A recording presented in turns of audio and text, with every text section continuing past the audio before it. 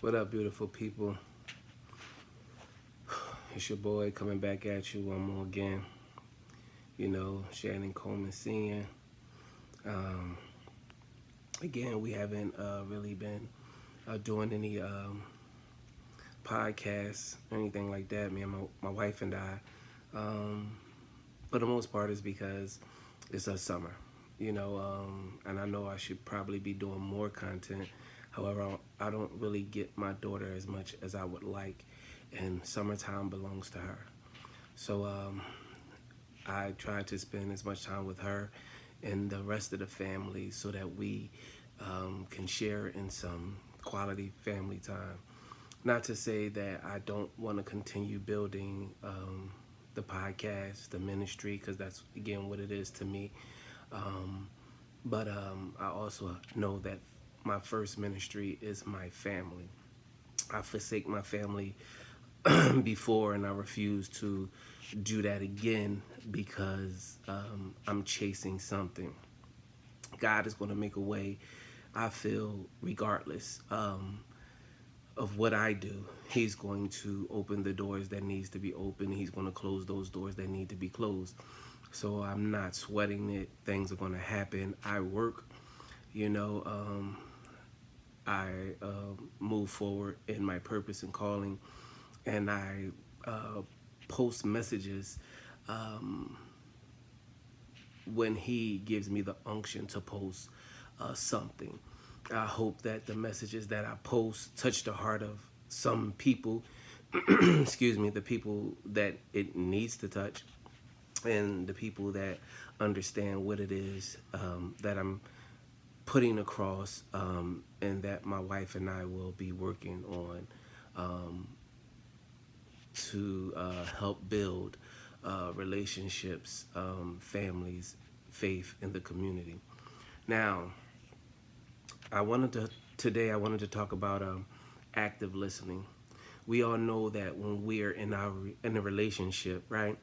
We tend to say that we hear what our mate is saying. When our mate has something to say, or when our partner has something to say, and they ask, are you listening?" We say, "I hear you." I mean, I was in a relationship for some years with a young lady. When I used to ask her, "Do you understand what it is that I'm saying?" She would say, "I hear you," and I'm like, "You hear me, but are you listening?" "I hear you, Shannon." And again, I can be a controlling person. I'm working on that. I understand that I can't control everything, and I shouldn't try to control everything. I should communicate with my spouse on things that I need, things that I'm looking for, and, and, and, and things that I want. But I also have to take into consideration the things that she needs, the things that she wants, and the things that she's looking for. However, sometimes I get so caught up in me that I forget about her needs, her wants, her concerns, and I'm working on that. And if you're listening, if you're watching, you've probably been in a relationship with me. If some of my exes are watching, and they know where I'm coming from. I'm very controlling, if you will, because I was told for so long that I was worthless, and I'm really getting to the point in my 40s to realize I'm not worthless. I am worth something. I am, uniquely and wonderfully made, and I am a child of God. And my needs and my wants mean something. I can be a very submissive person, but I can also be a very controlling person. Um, and I'm starting to realize that I need to do more than just hear. I need to listen, and listening is more than just using your ears. Listening is using your whole body to understand what it is that your mate is looking for, need, and want. I actually wrote something down, and I would like to read it if I will. I said active listening requires one to put their ego to the side, intentionally listen attentively to the message that his or her partner mate is trying to convey. Active listening is quieting the noise at the moment to focus solely on the need of your partner slash mate. When you listen actively, you notice the changes in your partner's vocal tones. You notice the changes in their body language. Active listening is not just listening with your ears, it's listening with all five of your senses to assure to make sure that you understand what your mate partner is trying to tell you. So that's active listening. You're giving yourself to your mate in that moment. You're not listening, or you're not hearing just to respond. You know, you have your next thought in your head, what you're going to say. Where were you last night? And you know, and you're looking, and you're ready to respond. You know, why don't you do this, or why don't you do that? And you're just ready to respond. You're ready for that quick response, but you're not listening. You're not intensively listening. You're not listening to what your mate is trying to convey in that moment. It might be more than just taking out the trash. It might be more than just doing the dishes. It might be more than just, you know, cleaning the living room or the dining room or fixing that cabinet. Something else might be going on with your mate, but you're not listening because you're ready to argue your point.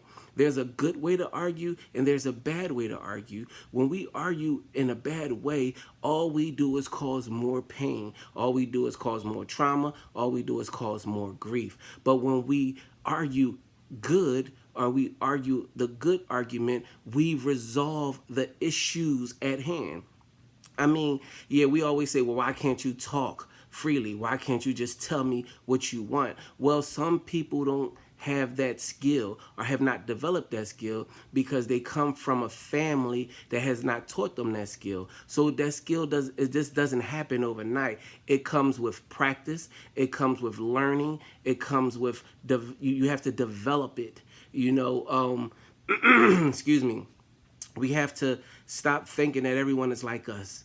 We have to stop thinking that everyone grew up in the same type of environment or that we grew up in. There's sub environments and subcultures in our community, and everyone was not given the same skills that you were given, just like you weren't given the same skills that they were given. They may be better in a certain area than you are, but if we're not listening, we can't grow together.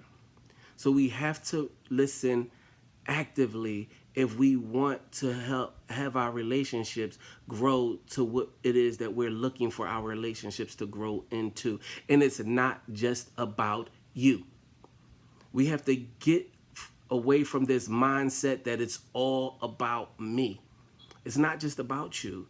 It's about that person that you're with. It's about that person that you're trying to build something with as well. You two are trying to build something together. So you have to stop thinking, oh, it's all about you. It's not. You know, if you can't add to what it is that I'm trying to do, then I don't need to be with you. And you have every right to feel that way.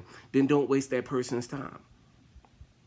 You know, it's okay to sit down with a person before you get into a serious relationship and tell that person what you desire, tell that person what you need, tell that person what your non-negotiables are, right? And then they can tell you what their non-negotiables are. And if you can work with that and deal with that, then go ahead and try to build something strong and lifelong. But if you can't deal with those non-negotiables, if you're not willing to, you know, give a little, then let them go. There's no need to even build anything with them at that moment, because all you're going to do is cause hurt. And this goes for my brothers and my sisters, because ladies, you do it too. I've seen it done. I've seen a guy get into a relationship. He's trying to give all to this woman. Yes, he has flaws. Yes, he has error. Yes, he has all of these things. But this woman knew that at the beginning of the relationship. And she also knew that she had issues. But then they get into a 2, 3, 4, 5 year relationship. And then she flips the script. I can't deal with that. I can't deal with that. And let that brother go. And then wonder why he goes psycho. Because he was already, you know, mentally ill. The same thing with women. Brothers, you can't play with these women emotions because they're already mentally ill. They're already dealing with the trauma that they've dealt with all their life. And then daddy left, grandpa left, uncle left, brother left, everybody left, right? And they grow up in these relationships, and all the men leave them, and then down you're at they give you their heart, and now they're at their breaking point, and you wonder why she's tearing stuff up. Well, she's tearing stuff up. Excuse me. She's tearing stuff up because she's hurt. She's at her breaking point. She flipped. We need to deal with mental illness as well because we have a whole lot of things that we have to deal with while trying to build a relationship. Let me talk to you for a minute before I end this. I was looking at the Kanye Kim Kardashian relationship. Everybody has everything to say about Kanye. The brother is ill. I understand what it is to suffer with bipolar disorder. I have bipolar 1 disorder. And if you made it to this part of this video, I want you to understand it's not a joke. I have bipolar 1 disorder. I had manic episodes. I had major depressive episodes. I've been suicidal, and I've done this. I've done some things sexually and whatever else out there when I was in my manic stage. My wife put up with that. You'll know what I did. Y'all know I've talked about my adultery. I talked about my affair. I talked about all of that stuff, and I'm not saying that was because of my disorder. I'm saying that when you suffer with a mental disorder, it can cause you to do things and make you feel a certain way.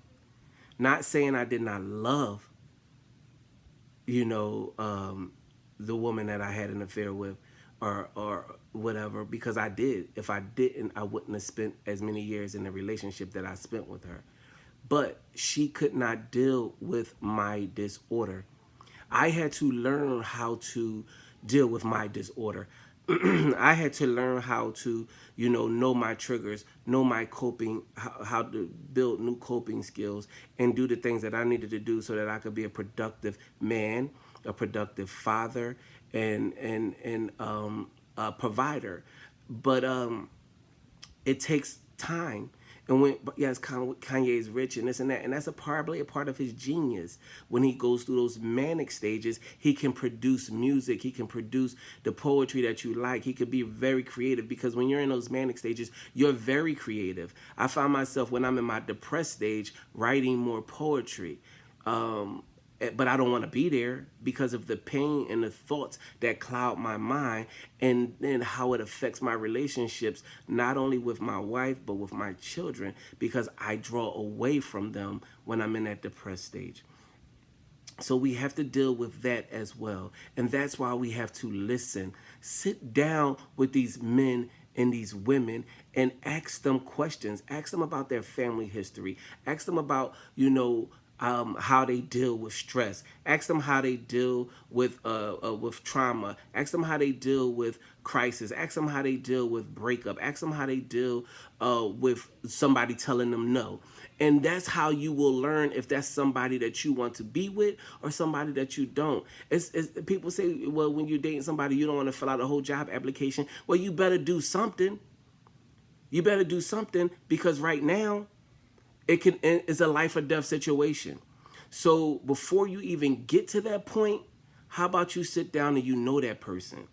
Stop laying with them before you know them. Stop having children with them before you know them. Stop giving your soul and your spirit to these men and these women before you sit down and you know exactly who they are. Love yourself first. Love yourself enough to say, you know what, I'm going to love me before I get into this relationship.